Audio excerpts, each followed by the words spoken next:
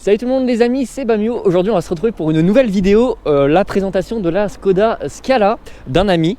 Donc voilà, une belle petite voiture, c'est une des voitures un peu récentes on va dire de la gamme Skoda qui est sortie donc du coup en 2019. C'est un modèle de 2019 qui est bien équipé, mais ça on y reviendra juste après. Avant que la vidéo commence, je vous invite bien sûr à vous abonner à la chaîne si ce n'est pas déjà fait. Je sais que vous êtes nombreux à ceux qui regardent les présentations à ne pas être abonnés. Donc allez-y, on est bien, on fait plein de présentations. On a un beau bleu, c'est un bleu comment? Racing je crois, non, qu'ils appellent ça? Bleu Racing, donc c'est assez beau je trouve. Honnêtement c'est pas un bleu kikou comme par exemple la Zoé qui est tout au fond. En plus il y a le mec dedans je crois. Alors, vous avez l'habitude que je vous présente quelques Skoda. Il y a eu la Citigo il y a pas longtemps. Il y a eu bien sûr ma Fabia que vous avez eue et la Octavia. Donc je présente pas mal de Skoda, mais il faut dire que c'est une marque que j'affectionne pas mal et puis ils font des véhicules qui sont plutôt jolis. On a toujours bien sûr la calandre de chez Skoda signature on va dire, hein, une calandre qui fait beaucoup penser à celle des BM. Après ce n'est que mon avis, mais j'aime beaucoup. Alors ça va être des jantes de 18 pouces, c'est plutôt grand, c'est un petit peu plus grand que les miennes. Elles sont plutôt sympas. Elles sont pas forcément symétriques on va dire, mais c'est cool. Très belle jante. Je vais vous montrer l'arrière parce que c'est plutôt incroyable. Regardez le petit détail qui tue en option, si j'arrive. Option de série, les petits clignotants qui font des dessins. Petits clignotants adaptatifs. Donc non, c'est plutôt cool. L'arrière est très sympa. D'ailleurs, depuis quelques temps, Skoda ils mettent leur logo comme ça au lieu de le mettre en bas à droite, par exemple. J'aime bien. Ça fait sympa. D'ailleurs, c'est pas la seule marque qui fait ça. Je crois que Ford aussi commence à le faire. Donc c'est la mode, mais c'est pas pour me déplaire. Je trouve ça plutôt cool. On a une petite option. Déjà, forcément, on a les rétros qui sont rétractables quand vous allez voir. Donc, par exemple, je peux fermer la voiture. Hop, ça va se rétracter. Et surtout, comme vous avez pu voir, j'ai la clé dans la poche. Hein, pour ceux qui se demandent, je peux tout simplement ouvrir la voiture comme ça. Et ça, c'est extrêmement intéressant, je trouve. Alors, ça marche sur les deux portes avant. À l'arrière, ça marche pas, mais de toute façon, on s'en fout. Hein. Entre faire ça et faire ça, c'est pas très grave, j'ai envie de dire. Donc voilà un petit peu pour le tour extérieur. Je la trouve très jolie. C'est un peu grand, c'est un break hein, forcément, mais c'est pas pour me déplaire. Je trouve que le design est cool. Alors, en fait, je suis fan des designs de chez Skoda, donc on a une espèce de petit béquet d'ailleurs. Ça c'est cool. Et écoutez, je vais vous montrer le coffre. Coffre de 467 litres, c'est pas mal. On peut vraiment, c'est très grand. On a d'ailleurs, je crois, un deuxième coffre. On voit les granolas. Ok, non, c'est pas grave. En tout cas, il y a un double plancher, donc on peut agrandir le coffre. C'est un peu ce qu'on a fait là, mais vu que c'est blindé en dessous, on peut pas trop. Mais bon, voilà, vous voyez un petit peu. Et tu dois aussi avoir une roue de secours, je pense. Et t'as le cric de secours aussi, non? Probablement. T'as tout ce qu'il faut. Donc gros moteur mine de rien, c'est un 1,5 litre 4 cylindres, on les voit juste là d'ailleurs. Ça développe 150 chevaux en dynamique, vous avez 250 Nm de couple. Disons que ça envoie, en fait c'est exactement le même moteur que je vous avais présenté avec la Octavia il y a quelques temps. C'est exactement le même, sauf que là c'est un véhicule un petit peu différent étant donné que c'est une Scala, c'est un nouveau modèle. Je vous montrerai aussi un peu, il y a différents modes comparés à la Octavia que j'avais présenté, notamment des modes sportifs, etc. On y reviendra juste après. Voilà, petit turbo en suralimentation, c'est cool. C'est un gros moteur, c'est assez sobre, ça va, ils ont pas mis il n'y a pas de superflu. Donc, et puis c'est un 4 cylindres. Ça change un petit peu parce que moi j'ai l'habitude des 3 cylindres. C'est vrai que c'est un peu une mode aujourd'hui de faire que des 3 cylindres pour une question de coût et surtout de consommation. Donc là un bon vieux 4 cylindres, ça fait plaisir. Et puis voilà, tout simplement, je vous propose de passer à l'intérieur. Alors, voyons voir l'arrière. L'arrière, on est plutôt bien. Comme vous pouvez voir, c'est très sombre, mais il y a une petite subtilité, un petit easter egg que je vais vous montrer juste après. On est bien, c'est un des véhicules qui est vraiment très grand à l'intérieur, c'est très spacieux. Comme vous pouvez voir, gros défaut quand même, c'est la plage arrière, je la trouve méga sombre. Alors il faut savoir que les vitres à l'arrière sont teintées, je sais pas combien de pourcents, mais de toute façon c'est légal, hein, c'est de série, donc, mais c'est assez sombre et surtout un petit peu petit. Donc c'est à dire que, après je pense que le rétro intérieur est bien calibré pour, mais mine de rien ça peut avoir son importance. Je le dis assez souvent, mais là c'est vraiment très petit, mais c'est kiffant. On a bien sûr, comme dans ma Fabia, la même espèce de surpiqûre juste là, je trouve ça cool. On a 5 vraies places à l'arrière, c'est appréciable. On a également donc une clim bizone, donc là on peut régler l'avant gauche et arrière gauche devant, et avant droit et arrière droit juste là. Donc voilà, je t'invite à montrer le easter egg. Bon, je pense qu'ils ont capté, mais... Waouh, regardez-moi ça. c'est pas magique. Je vous disais que c'était un peu sombre, mais qu'est-ce que j'ai menti? Attendez, c'est pas fini. Et c'est pas fini. Donc voilà, petit toit panoramique, enfin petit toit, disons que c'est extrêmement grand, panoramique. Donc là on a beaucoup de lumière maintenant, comme vous pouvez voir. C'était sombre, et ben ça ne l'est plus. C'est plutôt cool. Voilà, petite poignée, ça se perd. D'ailleurs qui reviennent tout doucement. Non, à l'arrière on est bien. Et, ah oui, j'ai pas montré ça. On a une trappe à ski. Ah bah non, on n'a pas de trappe à ski. Mais par contre on a un porte-gobelet à l'arrière, c'est cool. Et un coudoir forcément. Donc ça c'est gros détail, il n'y a pas dans toutes les voitures, donc c'est appréciable. Et puis voilà pour l'arrière. Allez, je vais à l'avant, c'est parti. Donc nous voilà à l'intérieur de la Skoda Scala. Donc là je suis accompagné de Rémi. Vous le connaissez sûrement pour les plus vieux d'entre vous. Nanol 95, voilà. On avait été à la Paris Games Week, on avait fait des vidéos à l'ancienne, mais pour ceux qui se souviennent, voilà. Il y a très très longtemps, 2012 au moins quoi. Donc je vais te laisser présenter un petit peu les options qu'il y a de série, nous présenter un peu l'habitacle de ton véhicule. Tu connaîtras mieux que moi. Bah, habitacle très grand, vachement lumineux. En premier, sur l'écran d'affichage, on peut avoir 5 affichages différents. Ok. Donc là, on a le mode normal. Qui est classe. Là, on est sur le mode normal. Très sympa, j'aime bien les compteurs. Il est là, vraiment on passe faux. sur un mode très épuré où on peut facilement mettre la cartographie en réglant la navigation. Et en fait, quand tu es en mode comme ça, justement, tu peux mettre les applications de ton téléphone aussi, en Android Auto par exemple. Non, Android Auto, je peux les mettre uniquement ça reste sur l'écran. Ok, ça. bon, c'est déjà pas mal. Voilà, je peux être sur vraiment un grand écran qui favorise la navigation. Ok. Un écran qui reprend le premier, mixé au deuxième pour la navigation et sur le côté les paramètres choisis. Ok. Là, un écran épuré à 100%. Autonomie, le kilométrage. Ouais, ça, les infos officielles, enfin de basique quoi. Donc ça c'est vraiment le mode autoroute pour pas avoir trop d'affichage. Ok, d'ailleurs je suis en train de voir, mais c'est un véhicule qui a pas beaucoup de kilomètres, hein, 6000, 7000 quasiment quoi. C'est vraiment, il est tout neuf quoi ton véhicule, c'est cool. Et là, l'affichage mode sport. Ok, d'ailleurs je vous montre un petit peu, j'ai kiffé un peu le détail. Vous avez donc à gauche la température du liquide de refroidissement et à droite la jauge à essence, mais c'est plutôt cool je trouve comment c'est amené. C'est-à-dire que quoi qu'il arrive, l'affichage que vous mettez en fait finalement ça reste affiché, non? C'est ça. Au final, donc ça c'est cool. Non, l'essence et la température sont éteints quand je suis sur le mode autoroute. Le mode vraiment très épuré. D'accord, ah oui, ok. Quand je suis sur ce mode-là, voilà, tout s'éteint. Effectivement. C'est vraiment pour avoir pour rester concentré, minimum, avoir juste la vitesse, l'autonomie. Et le régulateur adaptatif, quand il est activé, je l'ai au milieu avec le verrouillage de vitesse que j'ai mis. Quoi. Ok. D'ailleurs, véhicule start and stop, je vois. C'est ça, start and stop, démarrage sans clé à proximité. Ok. Je l'ai sur moi, ça démarre. Ça c'est cool. Tu as donc le volant, c'est quasiment le même que moi. T'as pas de surpiqûre par contre, mais t'as le méplat. Donc ça c'est cool, une petite coupe sportive. Avec directement les raccourcis au volant, les raccourcis aide vocale, tout ce qui est son, musique. Et là, c'est tous les contrôles de l'écran. Quoi. Ça c'est pratique. Plein de choses. Tu as le régulateur du coup. C'est ça, régulateur adaptatif. Bon, ça c'est cool. Là, à l'arrêt, c'est pas très. Ouais, c'est pas très parlant, mais de toute façon, on va les tester un petit peu en roulant. Il est activé, on le voit en bas. Mais, ok. Là, sans rouler, on montrera ça plus tard. Yes. Parlons un petit peu de l'écran rapidement. Donc tu as le même menu que moi quasiment. Tu dois avoir des options en plus par contre parce que ça a vachement changé l'écran. Déjà il est bien plus grand. C'est l'écran type dit chez Skoda Amundsen nouvelle génération. Ok. Parce qu'il n'y a plus les boutons de réglage en fait, c'est vraiment que du tactile. Alors ça c'est un gros regret, j'avoue que je suis pas fan, j'aimais bien les boutons physiques sur le côté parce que effectivement quand tu es en pleine route etc c'est un peu chiant de trouver le bouton tactile alors que tu ressens les boutons physiques. C'est ça. Donc ça c'est un truc que j'aime pas trop.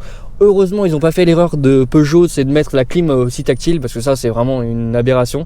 Si t'as du gif, enfin de la buée sur ton pare-brise et tu dois galérer dans les menus aller chercher les trucs chauffage. Après il y a un seul problème pour moi sur la clim. Ouais. C'est que là, je peux régler la température, il n'y a pas de problème, je peux mettre ma clim, je peux pas régler la puissance.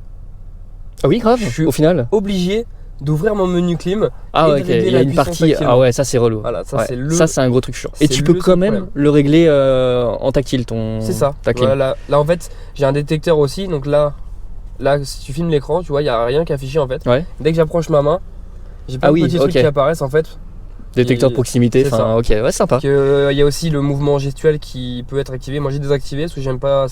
Des fois il détecte des mouvements que je veux pas faire. Ouais, forcément. Et du coup, c'est pas très pratique.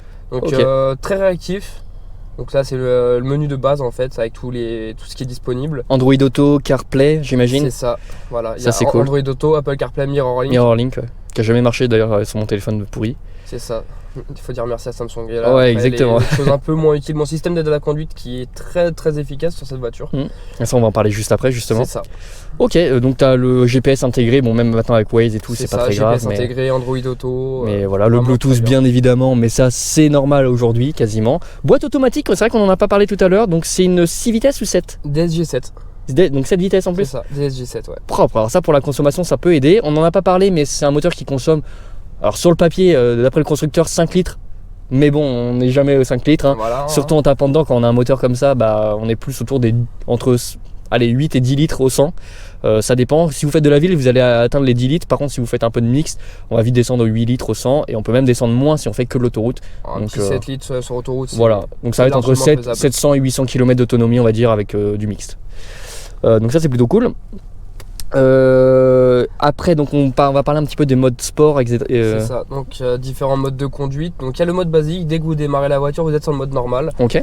Donc en regardant les infos, donc mode normal, on voit que la direction, c'est la direction de base en fait, qui est très souple. Ouais. Qui est une conduite vraiment détente. C'est pépère quoi, c'est pour les papiers. Entraînement normal, c'est un mixte de, j'en parlerai par la suite, un mix du mode éco et du mode sport. Ouais. ACC, c'est l'aide à la conduite. C'est tout ce qui est système de... C'est les assistances, traction control, tout ça. Exactement, c'est tout ça. Donc pareil en normal pour être... En fait, c'est vraiment tout en conduite normale. Et climatisation, il le marque en normal, c'est pour pas en fait trop consommer, pour pas que ça tire trop sur le moteur. Ouais. Après on a le mode sport.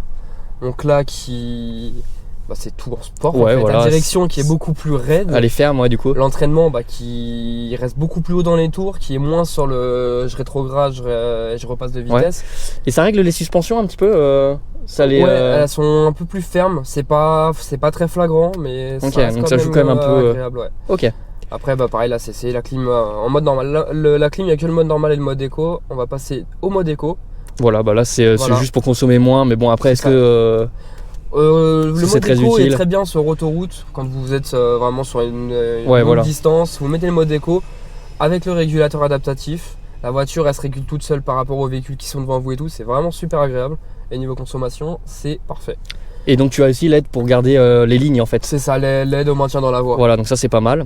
Et après il y a le mode personnalisé que moi voilà, j'ai mis la direction en mode sport pour avoir vraiment un volant qui a du maintien et dès que vous le tournez, la voiture tourne, c'est beaucoup logique, plus réactif. C'est mieux. C'est quelque chose qui est beaucoup plus réactif. L'entraînement en éco, parce que j'ai pas trop envie de consommer étant donné que je fais beaucoup de villes. Et après la clim et l'aide à la conduite en normal. Ok. Pour moi ce qui reste le mieux quand on veut une conduite un peu équilibrée et pas trop donc là c'est comme ça qu'on va conduire aujourd'hui. C'est ça. D'ailleurs on a 2 petites prises USB type C. C'est bien qu'ils mettent de l'USB type C aujourd'hui. On a également un chargeur à induction si jamais vous voulez charger votre téléphone. D'ailleurs est-ce que ça marche là? Faut activer le NFC? Non, même pas. À partir du moment où t'as la batterie compatible sur ton téléphone, c'est parti. Alors j'ai un vieux téléphone, mais est-ce que ça marche? Oui, ça marche, incroyable et magique. Le Galaxy S7 est compatible. C'est ça. Ça c'est pratique par contre, c'est vachement bien. Et en plus ils ont mis des petits bouts en plastique pour maintenir le téléphone. Exactement, ça pour pas que le téléphone glisse, au moins t'es tranquille. Ouais, par contre faut pas un téléphone trop grand quoi. Faut pas un téléphone moi par exemple le mien avec la coque, on va le montrer directement, mais il passe pas de beaucoup. Et il faut retirer la coque. Il rentre pas dans le. Ouais, voilà, c'est un peu Il rentre chiant. pas dans la case. Ça c'est con ça. C'est un peu. Il prend la charge, hein, mais il rentre pas dans la case. Ouais. Bon. Après niveau prise, c'est vrai qu'on est très bien, c'est qu'il y en a 2 à l'avant. T'as une 12 volts aussi là. Il y a une prise allume-cigare qui est ici avec le rangement avec les câbles, coudoir réglable. Réglable, alors ça c'est propre. Et il y a encore 2 prises à l'arrière, je sais pas si tu les as je les ai pas montrées, non, j'ai montré Il y a 2 prises USB type C à l'arrière aussi. Ok, donc ça c'est cool. Génial.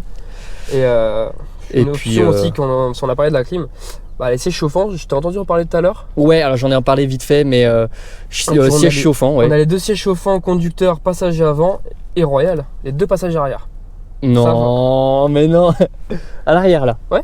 Ah, ça j'en ai pas parlé. Bah ça c'est cool, ok. Voilà, il y a les 4 sièges chauffants, les 4 sièges principales entre guillemets chauffants, parce que c'est une 5 places, mais bon, c'est qu'une 5 places, c'est pas une 5 places. Oui, voilà, ouais, c'est toujours. Voilà, les 4 sièges principales sont chauffants et c'est une option qui est extrêmement. Ah bah ouais, grave. Si t'as froid, si t'es en Islande, allez hop, petit coup de siège chauffant. Et bah écoute, moi je te propose qu'on commence à conduire. Et bien sûr, 4 fenêtres électriques, mais bon, ça c'est. Aujourd'hui, maintenant, c'est souvent. Après, ici, rétroviseur aussi. On n'a pas parlé parce qu'il y a l'aide à la conduite. Ouais. J'ai le détecteur d'angle mort sur les rétroviseurs. Alors, c'est-à-dire Bah, détecteur d'angle mort, si je veux tourner sur la gauche, je vais mettre mon clignotant et il va me dire en fait si je peux, sans avoir regardé mon angle mort, si ok, d'accord, si une voiture qui passe, ça c'est cool. Voilà, et ce que j'aime sur celle-là, le détecteur d'angle mort, c'est qu'il est sur le rétro et pas sur la lunette du rétro. Ce qui permet de, quand on regarde dans le rétro, d'avoir uniquement justement la vision qu'on veut, c'est les voitures. Ouais. Pas d'avoir le petit point orange comme certaines. Donc on le verra après parce que faut forcément des voitures pour le déclencher. Exactement. Non, c'est plutôt cool, c'est bien équipé en tout cas tout ça. Et d'ailleurs, est-ce que tu as les rétros chauffants? Oui. Ouais, c'est ça, j'ai découvert ça sur ma voiture il y a vraiment genre 3 semaines. Je savais pas. Là, je les ai activés justement parce qu'on vient de laver la voiture pour toute brillante. Évaporer l'eau quoi. Et justement, voilà, je les ai mis à sécher. Et c'est je t'invite à aller à droite pour l'autoroute. Hein. Exactement. Ok. Et vous allez voir pour les 150 chevaux, ça envoie du pâté comme on peut dire. On va mettre le mode sport, comme ça tu pourras montrer le compteur et la vitesse pour montrer que voilà, c'est le 150. En plus, la voiture n'est pas très lourde. C'est une voiture qui fait 1250 chevaux à plein, donc en état de fonctionnement. Ok. Donc pour un 150 chevaux et la taille qu'elle fait, je trouve que c'est une voiture qui est pas très lourde et qui a quand même du punch sous la pédale quand même. C'est plutôt cool. Ouais, 1250 kg, ça va. Alors, c'est avec le plein, tu m'as dit? C'est ça, ouais. Ok. Plein, tout plein fait, la voiture prête à rouler. Voilà, donc on va dire 1,3 tonne avec la personne dedans. C'est ça. Un peu plus aujourd'hui parce que je suis là et que je suis très lourd. Mais surtout au niveau de mes blagues. Pardon, c'était facile celle-là. Non. Ouais, c'est super insonorisé, ça c'est cool. Là, on est en mode éco. On est d'ailleurs, quand t'es à 50 km/h, il passe à la 5ème direct. C'est ça. Ah ouais, c'est pour ça que. 1200, 1300 tours, c'est vraiment. Pour rouler tranquillou quoi. Bah écoute, c'est bien parce que vraiment on n'entend rien, c'est hyper cool.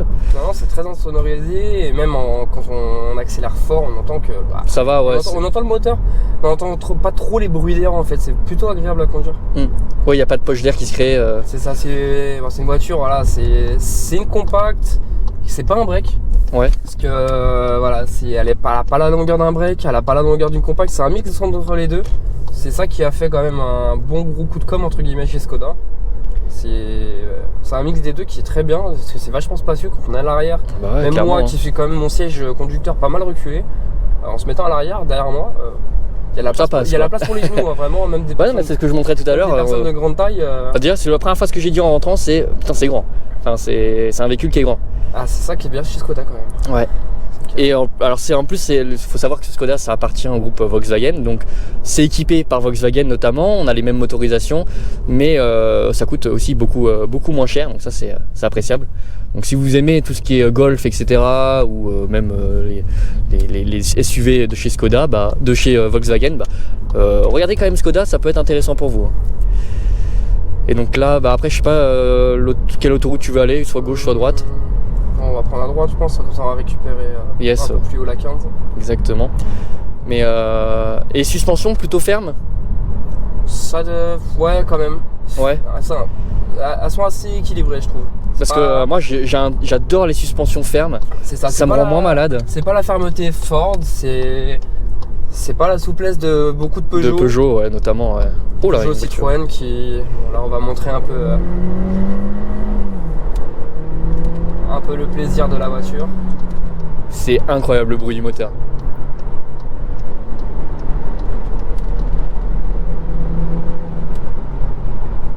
Je sais pas si vous avez bien entendu le bruit du moteur, mais c'était plutôt cool. Et on n'était pas en mode sport là en plus, non? Non. C'était mode éco là, je voyais. C'est ça. Alors ça c'est incroyable. Donc, après là j'étais ce qu'on appelle sur les voitures, c'est le point de dépassement. Quand vous enclenchez la pédale au fond du fond, parce qu'on est pied au plancher, en fait la voiture, même si que je sois en mode éco, en mode sport, en mode manuel, elle va aller au maximum de sa puissance en fait. Ouais, parce que t'es à fond. Pour pouvoir dépasser, c'est pour ça voilà, c'est ce qu'on appelle entre guillemets le mode de dépassement entre guillemets. Donc là je vais mettre le mode. C'est pratique que t'aies pas à changer de mode pour pouvoir dépasser quoi. C'est sinon si à chaque fois tu dois aller dans les menus, etc., ça serait ultra chiant. Là j'ai mis le régulateur de vitesse. Et donc là, exemple typique, là ça va freiner, c'est obligatoire. Voilà. Donc là, hop, la voiture. Et la voiture, elle freine toute seule. Et ça c'est incroyable. Là tu touches, tu touches à rien. Non, là je touche à rien, j'ai les pieds collés à mon siège. Et si la voiture réavance devant, réaccélère, ça va réaccélérer. Par rapport à la vitesse que j'ai réglée. Donc là je suis à 92, j'ai mis mon régulateur.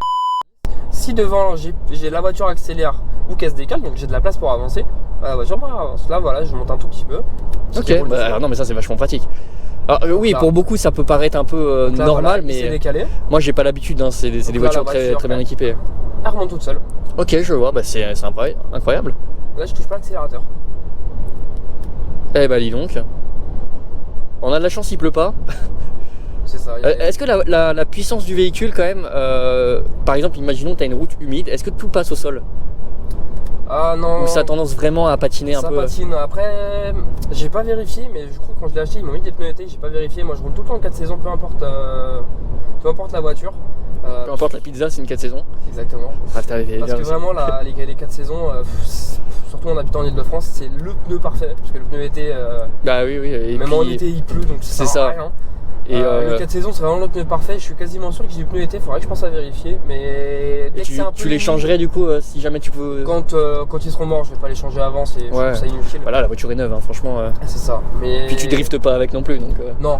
En plus, il y a le SC, l'anti-patinage, donc vraiment, c'est. Ouais. Pour la faire patiner, il faut que j'enlève le SC, quoi.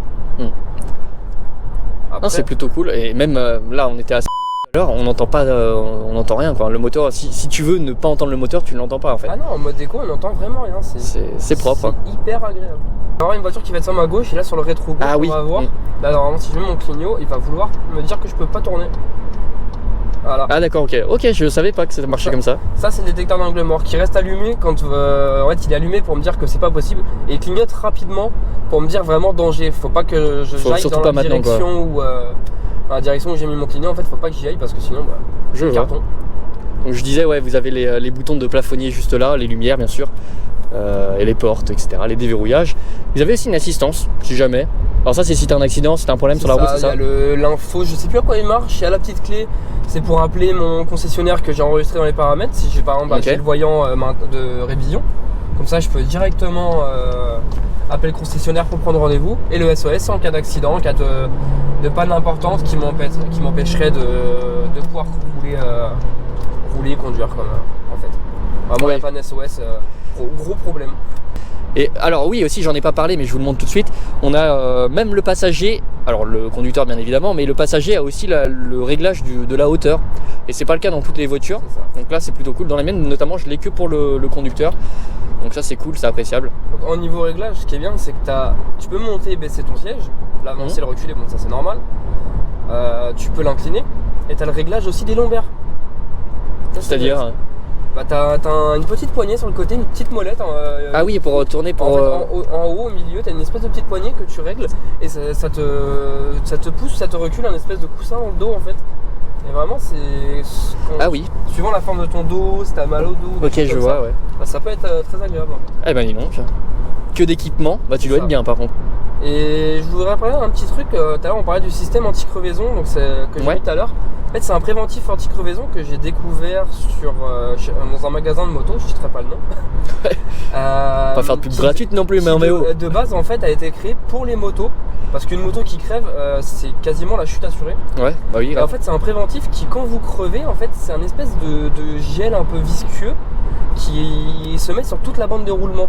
Il ne sèche jamais. Et en fait, si vous crevez, le très gros avantage, c'est que le pneu ne va pas du tout se dégonfler en fait. Le gel, le liquide, va venir immédiatement colmater le trou. Ok. Et on va donner un exemple. Vous prenez une vis dans votre pneu. Putain, c'est chiant, la vis, voilà, faut que j'aille mettre une mèche. Ça se trouve là où c'est placé, sur la bande de roulement, votre pneu il est mort. Et ben non. Vous retirez la vis, vous roulez, c'est fini. D'accord. C'est un rebouchage, c'est une réparation qui est définitive en fait. Ouais, mais est-ce que tu peux faire beaucoup de kilomètres avec ça? C'est définitif. Oui d'accord, donc tu peux rouler ton pneu n'est pas 1000 mort. km sans problème quoi. C'est exactement ça. Le pneu n'est pas mort, c'est vraiment une réparation qui est définitive. Il n'y a pas très longtemps, j'ai pris un clou à bois dans mon pneu arrière droit. Le clou faisait 10 cm de longueur, je l'ai retiré. J'ai entendu un petit pchit, j'ai roulé, plus rien. J'ai eu la voiture était neuve avec 70 km. Oui, effectivement. Vous changez de pneus, vous avez des 4 pneus neufs. Directement, vous faites poser ce produit-là. C'est un produit vraiment. Franchement, regardez sur internet. Bon, je vais donner le nom quand même parce que sinon vous allez tomber sur des choses qui sont peut-être pas le bon produit. Ça s'appelle Wheel Secure. Wheel comme une roue et Secure comme Secure. Ouais, voilà, logique. C'est pas très compliqué. Vous regardez sur internet, c'est vraiment un produit franchement innovant. C'est du Made in France. C'est fait par une société française. Et c'est même pas la sienne. Et franchement, c'est génial. C'est un produit qui est absolument génial. Bah tiens, d'ailleurs, en parlant de crevaison, tout ça, t'as déjà eu des problèmes avec ta voiture? Des accrochages ou Non, j'ai jamais eu d'accrochage. J'ai eu la crevaison là, comme je parlais juste avant, mais sinon Ok. non, j'ai pas eu d'accrochage particulier. Bon, ça va, tant mieux. Bon, après, heureusement, à 6000 km, C'est ça. ça aurait fait chier quand même. Exactement. Et vraiment là, voilà, depuis tout à l'heure, je suis en régulateur, c'est trop Ouais, ça bien. se conduit tout seul, quoi. C'est top. Est-ce qu'on peut donner un peu les tarifs de la voiture? Je les connais pas exactement. Moi, Bon, à peu près, hein, une moyenne. J'ai eu une très bonne remise, étant donné que c'était une annulation de commande. Du coup, ils ont remis le véhicule en vente, ils ont radé entre guillemets le prix Ok. pour pouvoir s'en débarrasser rapidement. Moi, c'est une voiture que j'ai touchée chez Skoda directement avec une extension de garantie 5 ans. Parce que malgré qu'elle soit neuve, vu que c'était une commande annulée puis revendue, Ouais. c'était une occasion. Ils ne l'ont pas compté comme un véhicule neuf, ce qui est Ah oui, compréhensible. d'accord, ouais. Parce que le neuf, c'est si l'autre personne qui l'avait commandé l'avait acheté. Ouais. Et du coup, ils l'ont pas fait. Donc moi, je l'ai eu en occasion. Donc j'ai pris une extension de garantie de 5 ans. La voiture, je l'ai eue pour 29 500 €. Ok, donc c'est un budget quand même. Voilà. Ça va pas être votre première voiture, hein, ça c'est sûr. C'est une voiture qui a 150 chevaux. C'est des pièces Volkswagen, donc ça reste de la très grande C'est qualité. 8 chevaux fiscaux aussi. 8 chevaux fiscaux. Donc l'assurance, ça paye un peu. Je sais pas si tu veux parler un peu d'assurance à peu près. Bah après, ça dépend des personnes, ça dépend du bonus. Moi, quand Ouais. je l'ai pris, j'avais pas de bonus. Quand j'étais jeune conducteur, j'ai eu un accident. Donc quand je suis sorti de jeune permis, j'ai changé de voiture. Donc j'ai pris celle-là. Je n'avais pas de bonus et j'ai directement payé. Je crois que je suis à 1400 € annuel. Ok, tout risque, bien sûr. Sur risque, évidemment. Parce que vu Bon, la- ça va encore, vu c'est la valeur honorable, du véhicule, le Pour taux une risque 8 est chevaux un peu obligatoire. fiscaux, c'est ouf. ça. Franchement, c'est incroyable. Et puis voilà, j'espère que cette vidéo vous aura plu. Moi, je vous dis à une prochaine. Restez jusqu'à la fin, il y aura des petits bonus. Et puis voilà. Allez, bonne journée, ciao. Salut tout le monde.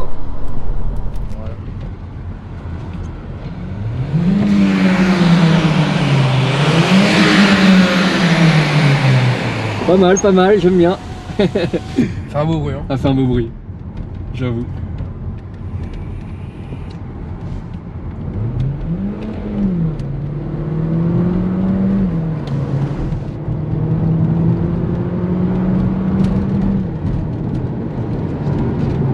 Oh, le passage de vitesse est souple en plus. Ça, c'est Tu le sens pas quoi. double embrayage robotisé. T'as un double embrayage robotisé? DSG7. Putain, je savais même pas. Oh, c'est ouf.